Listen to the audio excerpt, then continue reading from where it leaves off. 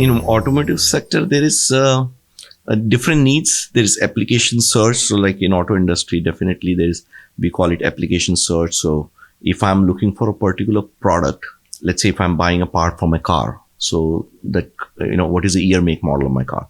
So that needs to be set as a context, because if I'm buying anything in that session, it is for my car. I'm not looking for an engine for my neighbor's car, right? So the first thing is you set the context that I'm here to.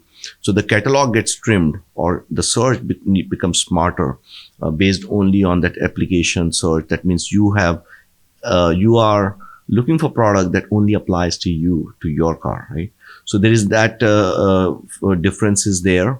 In automotive industry also, as I said, that there are jobbers, and the jobbers are on the field. So there are other features like mobile app. There are field sales agents. So there is field sales that needs to be. The legacy customers, they are all on different price books and catalogs and contract terms.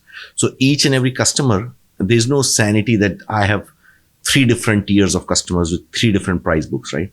Each customer, let's say these guys are 500 customers, they have 500 price books, 500 different catalogs. And so it gets complicated, in automotive industry specifically, or any legacy industry for that matter.